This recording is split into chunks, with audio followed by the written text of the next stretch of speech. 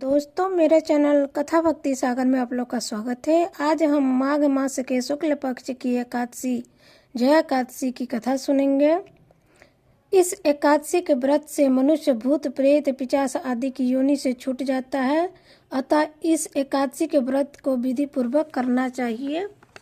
अब हम इसकी कथा सुनेंगे।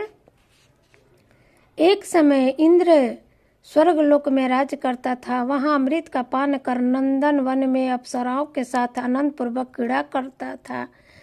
एक समय इंद्र अपनी इच्छा अनुसार अप्सराओं के साथ रमन कर रहा था।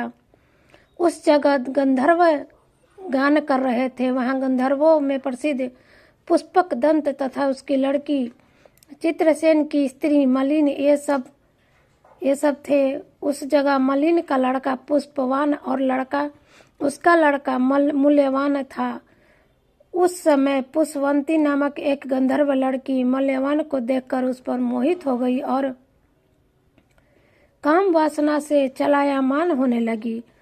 उसने अपने रूप सौंदर्य हाव भाव आदि के साथ मूल्यवान को अपने वश में कर लिया। वह पुष्पवंती अत्यंत सुंदर थी। उसके लक्षण अत्यंत सुंदर थे। पुष्पवंती की ऐसी सुंदरता को देखकर मल्यवान भी उसके ऊपर मोहित हो गया था। ये दोनों कामदेव के वश में हो गए, परंतु फिर भी इंद्र के बुलावे पर नाच गाने के लिए उन्हें जाना पड़ा और अप्सराओं के साथ उनका गान शुरू किया। यद्यपि वे नाच गा रहे थे, परंतु कामदेव के प्रभाव से उनका मन नहीं लग रहा था और अशुद्ध गाने गाने लगे। उनकी भाव भंगिमा को देखकर इंद्र ने इनके प्रेम को समझ लिया और श्राप दे दिया कि मेरी आज्ञा का उल्लंघन करने वाले मूर्खों, तुमने मेरा अपमान किया, इसलिए तुम स्त्री पुरुष के रूप में मृत्यु लोक में जाकर पिशाच का रूप धारण करो और अपना कर्म का फल भोगो।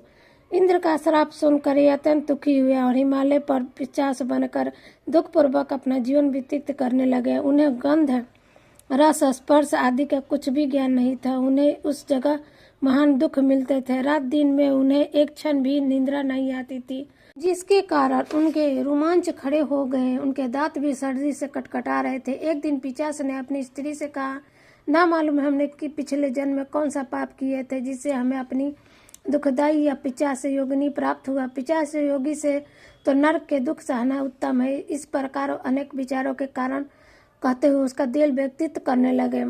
देवयोग से एक दिन माघ मास के शुक्ल पक्ष की जया नाम की एकादशी आई। उस दिन इन दोनों ने कुछ न भोजन किया था और न कोई पाप कर्म भी किया था।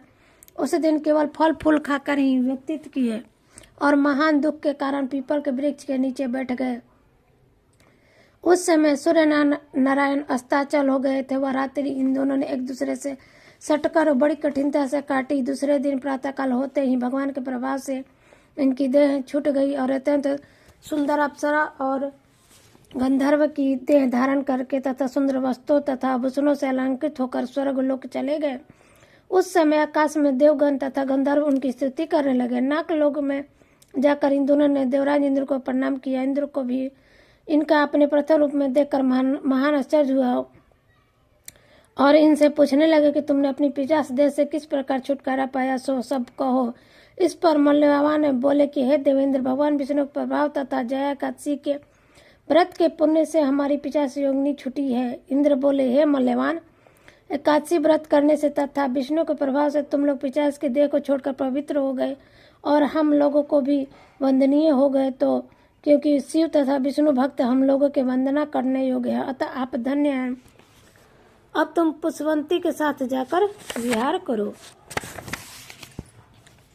तो जिस मनुष्य ने इस एकादशी का व्रत किया है और मनो सब तप यज्ञ दान किए हैं, जो मनुष्य भक्ति पूर्वक जया एकादशी का व्रत करते हुए अवश्य ही सहस्त्र वर्ष तथा स्वर्ग में निवास करते हैं।